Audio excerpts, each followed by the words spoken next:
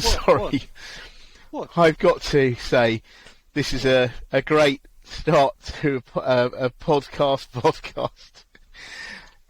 So today, Ralph is dressed appropriately for what we are going to be talking about today, or half of what we're going to be talking about today. Shall we start talking about that, Ralph? I mean, for those who are not watching... Go on. First of all, I wish to say that surely I do not know why you're laughing. Yeah. I feel ridiculed, but please carry on with the podcast. Try to be more professional. Yes, I will try my level best, sir. So yes, anyway, thank you very much indeed for, as always, for coming on this. It's absolutely brilliant. It's wonderful. So anyway, right, so there's two things that we're going to be talking about this week. First of all, we are going to be talking about electricity rationing, which is clearly why Ralph is wearing a blanket and has a hat on at the moment. And the other thing we're going to be talking about today is Robinhood. And we're not talking about the bloke in green tights and, who's quite good at archery. We're talking about Robinhood, the trading platform. So, for the first topic of conversation, what do you want to say about electricity and the prospect of electricity rationing? Well, no, I can't contain myself. Well, basically what we're talking about here is electricity rationing and the impact that it will have on consumers in terms of consumers being basically going to try and identify how they can keep costs down and what they can do instead. But I would maybe urge you to lead into this because I have to remove these items of clothing because I have to say it's actually working very well. So if anybody wishes to receive a money-saving tip for the winter, definitely wear a blanket. Get your skiing gear out. Anyway, go. So basically, the reason why we were inspired to do this is because there's been a lot of talk this week about electricity rationing. We've had France doing it. Japan has asked as well. National Grid is talking about making preparations for energy saving. Now, the fact of the matter is, I think here in the UK it doesn't feel real at the moment because the weather is okay.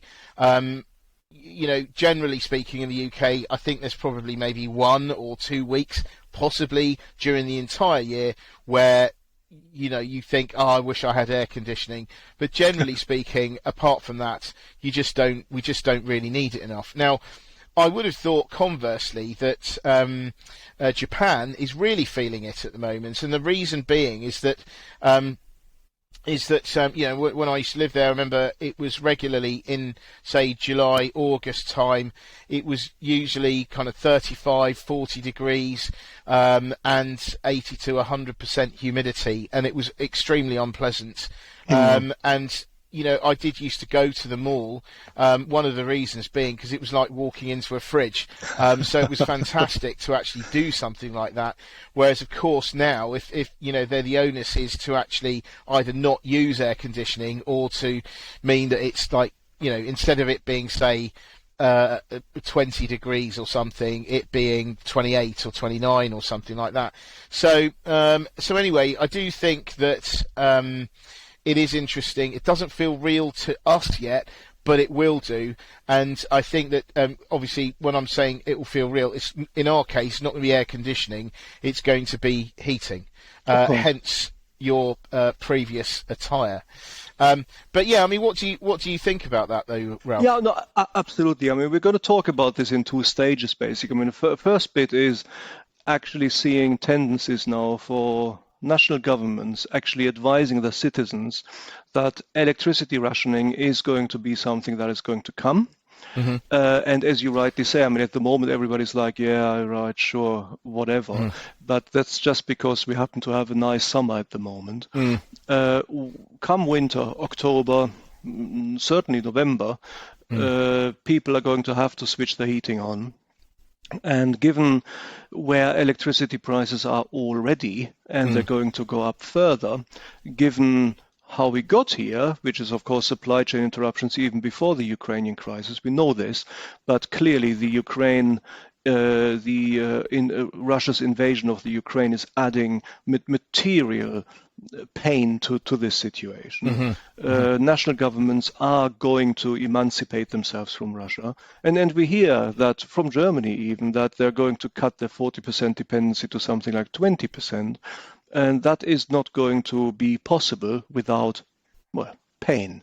And the pain is not going to be absorbed entirely by industry. Just as a snippet there, BASF, the German chemical company, its plant in Leverkusen, I think, is set to consume as much electricity in a year as the entire country of Denmark. Now, I haven't fact-checked that, but I wouldn't be surprised if the magnitudes are much off. And so it just highlights how much industrialized countries are actually dependent on the provision of electricity. Once that is in short supply, either because Russia self-sanctions, you know, effectively by threatening to cut it off, or countries are not using it anymore in order to emancipate themselves, clearly electricity prices are going to grow further. And we've discussed that before. I mean, the leverage and the dynamics are clear. If your discretionary income is, I'm going to invent something now, let's say 50 quid a month or 100, then very obviously, if your electricity bill goes up by 1,500 quid a year, then this is going to mean that you cannot actually save anything up anymore a month. And these are, I'm guessing, people who are average. I mean, these are not people who are specifically well off, and there are people who are less well off.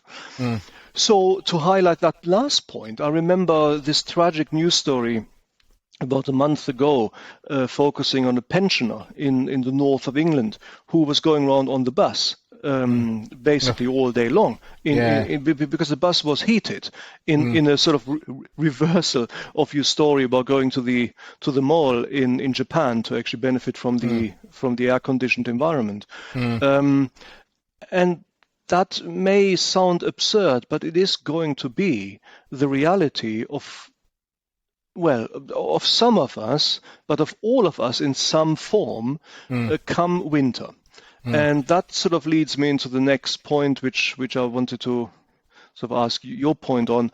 What can we do? I mean, there's something which all of us will want to do, and that's obviously we're going to save costs where we can. But what can we do? I mean, there's one thing which always amazes me when I look outside the window, and also when I was working late. So all around me in the city of London, there was emblazoned lights from the offices who never switched off. They run not 24/7, but they run all night. And so maybe, I don't know, what do you think? I mean, is there something going to come? Is there going to increase pressure on industry? We're going to talk about retail customers next, but industry to ration electricity. We should support an equal. We should go in the same direction as their corporates' requirement to save expenses. Yeah, no, I agree. I mean, that's the thing, isn't it? I mean, so just for fullness, so people know, Ralph lives in the vicinity of Canary Wharf, and so obviously when you look out of your window, you can see all these lights everywhere. And I think that. Yes, it is always a bit of a mystery, and yes, of course, you know, cleaners go in late, when most of the staff have gone, so that makes sense. I mean, obviously, you're going to be using, vacuum cleaners and things like that. But do you need to have all the lights on in the whole building? Probably not. And so I think that there's going to be, they're going to be doing things like they're going to be probably cutting down on that kind of stuff. Now, I mean, I did have a bit of a stupid idea, which I suggested to Ralph earlier, but I think I'll tell you, and so you can have a good laugh as well. Is that I just wonder whether you could actually use this phenomenon as well as the phenomenon of people, trying to ease up on mental health, maybe to try to get a better work-life balance, etc. Is if companies could dress this up and say, well, look, what we're going to do is we're going to switch off the lights at 7 o'clock let's say, in the evening, and so everyone's got to be out of the building unless you've got a good reason to be in there. And I think what that will do is it will make people try and leave the office at 7 o'clock. Now, whether or not, whether people are in the office till 7 o'clock, that's not all professions. But the other thing as well is that what I reckon will end up doing, cynically speaking, is it means that people will go home and they'll log on at home and carry on working, which means that it will be them paying the electricity bill, not the company. So, I mean, I don't know whether, I thought that you could kill two birds with one stone there. Like I say, from an HR point of view, you could say that you're helping people to work more efficiently and have a better work-life balance, but also you're doing that at the same time as saving the company's electricity bill. But what what do you think of that, Ralph? No, yeah, well, quite. I mean, we've both worked in a sort of industry which was quite, let's say, labor-intensive. Yes. I've been on the floor many times after. So I've heard. Yeah. Sorry. Okay. The trading floor. Yeah, go on. The trading floor. Yeah. Many times after 12 o'clock at night, and sometimes I was on my own. Sometimes there were like 5 people in the office, and as they moved around, they triggered the motion sensor for the lights. And so I can sort of understand that the lights are on all night, but not all lights can be on all night long. And that's sort of what I experience here where I live, and that's what I experienced when I sort of pulled all-nighters in the city. Now, that's odd to me, because at a time where the governments are now increasing to make comments directed at a national effort of energy saving, that would appear to me to be one easy target. So moving on to what you were saying, basically to institute certain work policies. Now, again, that should also be relatively easy when the sign of the times are COVID has taught all of us that it is possible to work from home more flexibly. And companies are certainly wanting to encourage that because it is effectively outsourcing of an overhead item. So if a company can basically say, everybody, I'm going to exaggerate this now, everybody work at home all the time, and they can also get out of a long lease for their office space, then basically what they're doing is to outsource this item and transfer it to the employees. Now, I've been long wondering at what point somebody is going to bring a class action lawsuit saying just that, saying that I'm asked to work from home. In the process, I'm giving up, inventing something, 25% of my accommodation space, which is increasing, which is putting pressure on my domestic bliss to some extent. And I'm not actually getting any money for it. There will be maybe an offsetting mechanism because you don't have to commute, but not all people have to commute. So I think that the sign of the times here are indeed that companies are going to increasingly look for ways in which they can save money, in which they can perhaps transfer an overhead item to their employees, and this will sort of balance out and bed down to some sort of comfort level in the future. But it is all going to be driven by increase in inflation, and that's set to continue. Yeah. No, I agree. I mean, it's a very interesting way of thinking about it, actually. So yeah, but I think there are other ways as well that we can try to cut down on our electricity use. And again, this is another harebrained scheme of mine, which is because I can really imagine that there will be some sort of very good, like a national kind of TV campaign whereby the government is going to say, wear another layer, do your bit for the country. Don't switch the heating on yet, or don't change your thermostat. Wear another layer, and then I think they're going to be encouraging people to buy thermal underwear, wear a jumper, that sort of thing, instead of wandering around in a bikini around your flat. Don't know what you guys do in your house. I was going to say that's what I do. So, all right. But yeah, I mean, I do think that any kind of, I mean, this sounds silly, but if I was a stockbroker right now, this is the sort of thing probably that I would be thinking about, is like going, okay, well, what companies sell thermal underwear? Which ones, where, what, what's their exposure, right? In terms of what they sell and all that kind of thing. Now, there will be different ones. There'll be like I think that Uniqlo, for instance, which is owned by the Japanese company Fast Retailing, it's been long known for doing a lot of things in textile technology and being at the forefront. There was, I don't know if it still is now, but there was this stuff called Heat Tech, which was enormously popular because it was really good quality in terms of the heat capabilities and things, and it was quite cheap. So again, I wonder whether we are going to see suddenly a big uptick in people buying stuff like that. Yes. And there will be other, I think companies that maybe specialise in like merino wool, stuff made of merino wool, which is excellent, by the way, in terms of thermal properties. And I also would say bamboo as well, because bamboo also has those properties. And at this point, I just quickly wanted to mention, there's this company called BAM Clothing, right? That I get a pair of socks from them for free every 3 months. I can almost map out my entire year in terms of socks from this company, right? Because every time I get this letter in the post, and it's got a pair of socks in, and it will say, "Hi, we're from BAM Clothing, and thank you very much for your custom in the past. By the way, I reckon I must have ordered like some boxer shorts from them or something, maybe like 5 years ago, or even more than that. And they just keep sending me socks. I'm not interested. I'm not a massive fan of their socks, but they keep sending them anyway.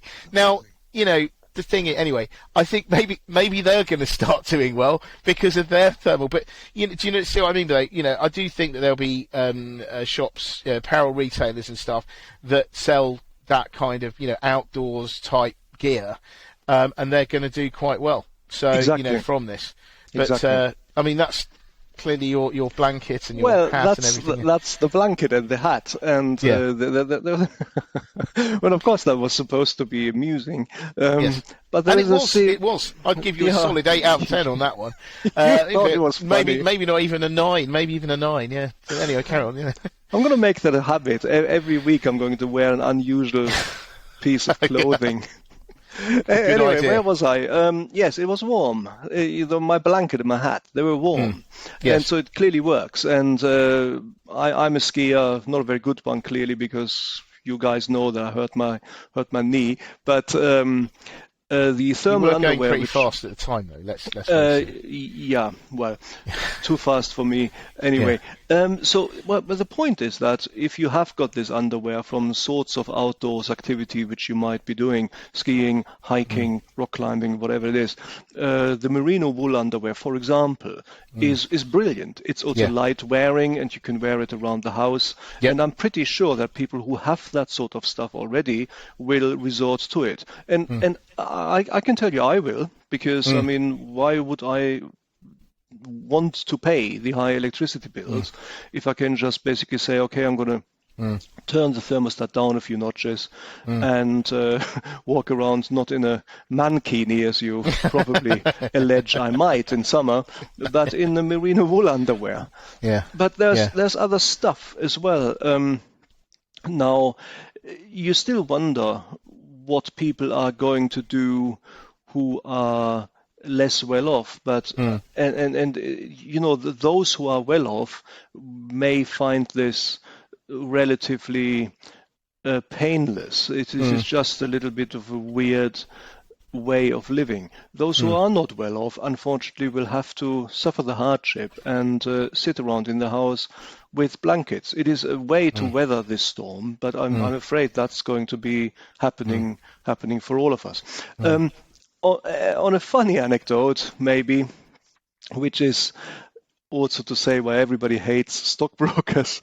I remember this incident when there was a failure of our air conditioning, and there was one particular person who worked on the sales force, who was also known to be stroppy, let's say, and Yes. he was sitting just underneath an air vent, and the air vent was pumping cold air on him all day long. And so he said to HR, "This is ridiculous, and I can't work under these circumstances, fix it." But it couldn't be fixed. And so apparently HR made a snippy comment to him and said, "Well, bring in a jumper." And that was the wrong thing to say to this guy, because he Yeah. went out, purchased a 200 quid cashmere jumper, and expensed it. Oh dear. Oh dear. Mind you, I though. don't know whether he got away with it or not. Yeah. But anyway, Mind you, though, there was someone I do remember, and you might have heard this one, about, yes, the someone who I won't be too specific with, was always overheating. So the opposite problem. Oh, yes. Yeah, I think, yeah. And they were sitting underneath the aircon, and they also had cold air blowing from underneath the desk as well. Yeah. I mean, that was quite amazing. But anyway, that's another story for another Absolutely. day. So But, just back yeah. on this, I do think electricity rationing is going to come in. It is going to be, as you said, probably something which is in the public pronouncements of governments as a sort of suggestion to the public to do so. But I don't think it's going to take very much to convince the public to do so, because it's in our own interest to do this. And there's going to be, as we said, a lot of ways to do it. In terms of the economy, in terms of businesses, I think those retailers are going to be given a little bit of a boost by this who are selling this type of clothing. So that's one fringe benefit of the situation we're in. Absolutely. So there we go. So, okay, so let's move on to the next thing. Now, I thought this was a really interesting story this week. We had Robinhood, which is a sort of trading platform app thing, well known in the US, or infamous maybe in the US. It was going to come over here, but it didn't. It was going to come over here, I think, during the lockdown. Everyone was getting very excited about, investors were getting very excited about it, because there was a cryptocurrency platform, trading platform called FTX, which was rumoured by Bloomberg to be interested in buying Robinhood. Now, at the time, I think I said this in the podcast at the time, I thought two wrongs don't make a right, and I thought that this would not be a good idea, although actually I think that it would be a better idea, it wouldn't be a bad idea, if a grown-up company like a bank or maybe an investment manager actually bought Robinhood, because it would be interesting, because Robinhood presumably has a relatively younger a user base, which could then turn into potential customers for that bank or for that investment manager. Now, the sort of analogy I drew of that is that there are other publications. I mean, I know that this is incredible to even believe, but there are other publications other than Watson's Daily that cover business news and financial markets. Now, another one that's often quoted is Finimize. Now, I think Finimize, it seems to me, is pretty reasonable, but I would say that they are very much, say, day trader kind of oriented. They're more of say, compared to Watson's Daily. So Watson's Daily is all about education and getting people to understand all this stuff, whereas I think that Finimize does try to do that, but with a view to helping people to learn how to trade, giving them trading ideas, how to respond to different market conditions. So that was bought by Aberdeen, the investment management company, and I suspect that was all about Aberdeen essentially buying the customer base of Finimize.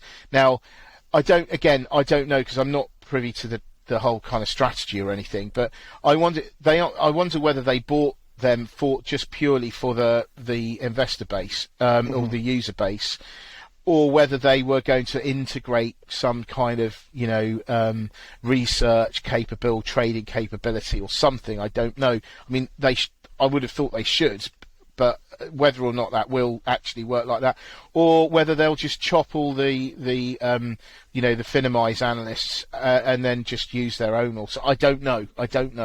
But my point of that is, that has precedence, and maybe sort of banks or investment management companies may look at this and think, okay, Robinhood didn't go to FTX, but maybe this has put it into play. But what do you think of that as an actual idea? In terms of, do you think that's a good idea? Is it good in theory? What do you reckon? Well, it's a difficult question to answer, because we need to almost analyze a little bit the sector in which these businesses are trading. I mean, we know that as a general theme, if you look back 30 years, you basically had high street banks and investment banks, and that's basically it. And the customer, like a retail customer, would interact with high street retail banks, pretty much. This has changed because of the impact of challenger banks in the UK, businesses which are smaller, which have one particular perceived KPI, key selling point, particular technological capabilities which attack often only one perceived weakness in the business model of the large banks. And there are many of these, and this also exists, the dynamic of this trend clearly also exists in a more focused segment of the financial markets, and that is trading, stockbroking, which is where Robinhood sits. And when you look at these, there's one common theme, at least it seems to me, and that is that these businesses are trying to get away from a high commission, high cost model and offer the services, access to stock exchanges, access to trading and execution for either no commission or very little commission. And that's sort of like, as an aside, there's a similar sort of idea. Then, if you remember, there used to be lots of newspapers, and now some of these newspapers are actually free. You can purchase them for no money. So that's the analogy to no commission. These newspapers make their money from advertisements, and that is a business model which has proven to be able to support itself. So moving back from this analogy, I think Robinhood, I think you suggested this to me, Robinhood may be making money by selling the flow. And flow is a sort of jargon word which means that Robinhood is collecting lots and lots of trades, and before they are executing them, they bundle them together in accordance with certain criteria, and then sell that bundle of trades to a company with execution capabilities. And that is how the value chain is basically broken up. And effectively, Robinhood is a business that sources trades and sells them on to large-scale providers. Now, once we're there in the analysis, it's sort of starting to make a little bit of sense, I guess, for one of these large-scale providers to integrate vertically and purchase such a business. Because previously, I actually have to pay money to buy the flow. If they own Robinhood or a business of such like, they would still sort of in the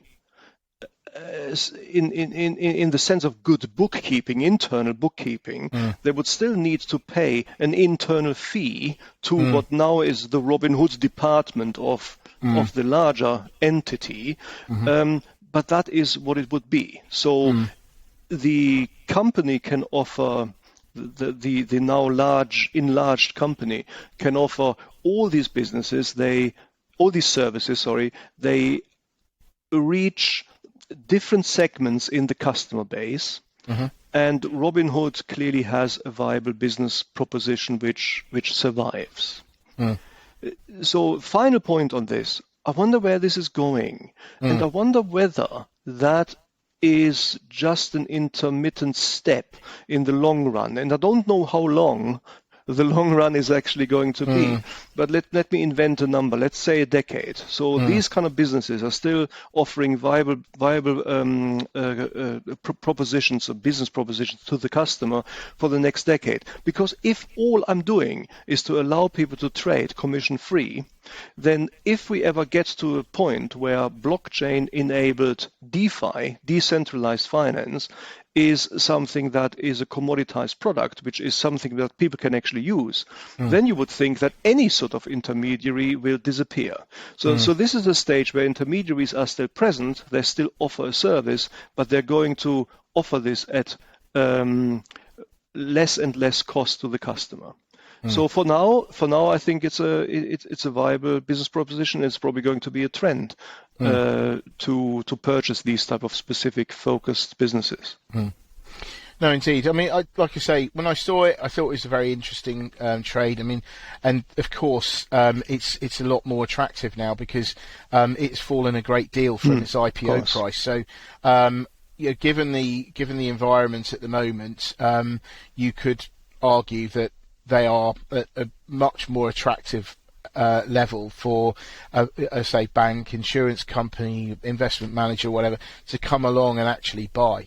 And in terms of you could make money out of it in different ways. Like Flow, you could buy Flow, which is good and is useful. They could use that to trade themselves. But there are other things. I mean, you could use the platform to trade different, different instruments and things. So, I think there's a lot to be said for it. But obviously we'll just have to see. But I think that the FTX thing puts it into play, in my opinion. It just puts it on everyone's radar. So it'd be interesting to see whether anyone does actually come along and hoover it up. But yeah, I mean, only time will tell on that front. Well, there's one other thing, which is you mentioned the analogy from your world of business where you sit in, and it may also be a means of accessing the customer base, which is the customer base of Robinhood. There again, I have a question mark. How so transient is this customer base going to be? I mean, why would you necessarily trade with Robinhood and not with somebody else? You're not going to do this just simply because of kudos. I know these is more like Gen Z, which is likely to be the customer of these type of businesses because it's cool, but that's not enough. In the end, businesses have to have a viable, commercially viable proposition to the customer, which Robinhood does. But so I wonder about something else, and you brought me onto this, which is in a world where inflation is going to erode pension income, where people are going to be forced to work for longer before they are going to be able to receive the state pension. One would think that the need to generate money from investments is going to increase. And so the attractiveness of any sort of trading platform is going to increase commensurately. And so you would come back to the very simple analysis. You will trade on the platform, which allows you to do this most cheaply. Yeah. And so again, a reason for large companies to perhaps purchase an established technological platform. Yeah. I mean, I think so. And, I think that various cultures around the world are at different stages in terms of their readiness of individuals to actually take an interest in stock markets and things. I mean, I do think that lockdown has tempted more people into it. And there may be some countries where people are more comfortable with doing things like this. I mean, I probably said on a podcast earlier this week about how when I was living in Japan, I mean, this is a while ago now, but, you get the, I mean, the fact that this was a while ago would suggest that it's increased in momentum. But you could walk down a high street in Tokyo and you'd be walking past I mean, even down where I was living in Tokyo, you could walk past a branch of Nomura or Merrill Lynch, all these kinds of places. So you could go in and you'd be talking about your portfolio and what you wanted to do and that sort of thing. And that was years ago, right? Mm-hmm. So, and I think that these days, obviously that may have come off the high shot. I don't know, but it might have come off that and more onto apps and things. So yes. So I can imagine that in some countries it is relatively a developed idea that people take care of themselves, but I do think, like in let's say the UK, for instance, where it seems to me that there's less onus, so the state is trying to take the onus off themselves to provide for people in their old age and trying to push that onto the individual. And if that is the case, there's only so long that you can actually ignore it, and you might actually come to the conclusion, do you know what, I'm the best one to actually try to grow my own money because I'm the one who's interested in it the most, rather than some fund manager sitting somewhere and getting paid loads of money. They don't care about me. I care about me, so I'm going to take it. So I'm going to do this myself. But that can be good and bad, because I think of course, but I think you're right. Well, I'm excuse me, I'm obviously German and British, and from my German mindset, when I used to live in Germany, I can say that Germany is sort of like the anti-UK when it comes to the sentiment on whether to invest in the stock markets or not.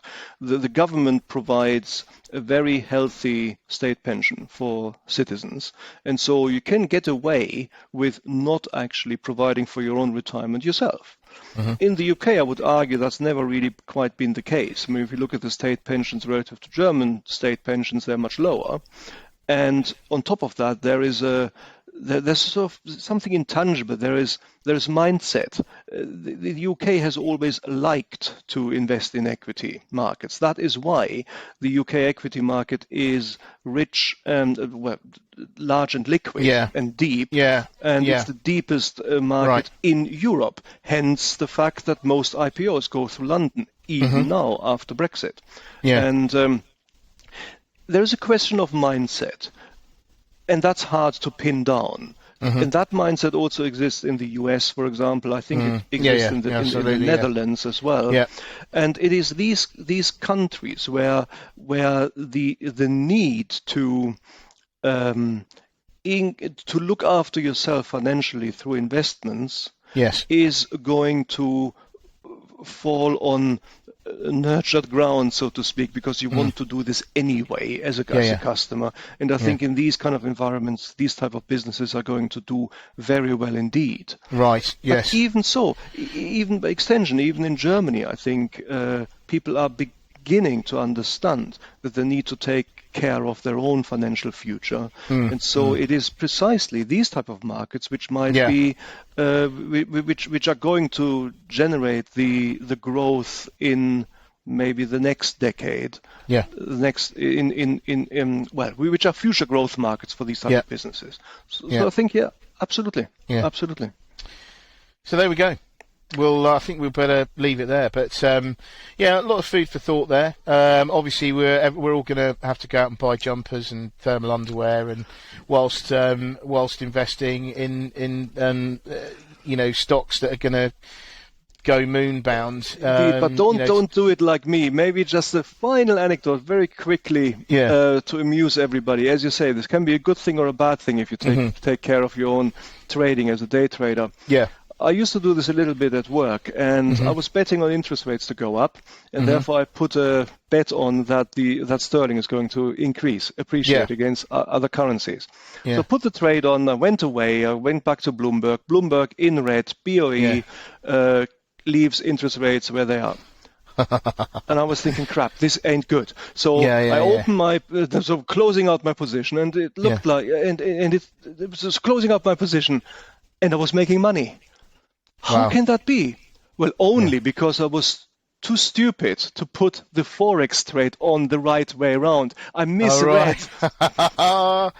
Very so, two good. mistakes in that particular case. I got away with it. But that was actually the day, and this is not a joke, that was the day when I closed down all my accounts in the day trading platform, and I thought, this is not for me. So do better than me. If you are able to, it's going to be a good a good proposition. Absolutely, absolutely. But it can get very distracting and all-consuming. Yeah. That's the thing to be very careful about. Yes. That's Anyway, on that front, thank you very much indeed, Ralph. Always a pleasure. And we'll both be back again next week. So yes, thank you very when much. I'll be wearing a shower cap. Excellent. All right then. Okay, lovely. Thanks a lot. Thanks, Peter. See ya. Thank you. Bye. Bye. Bye.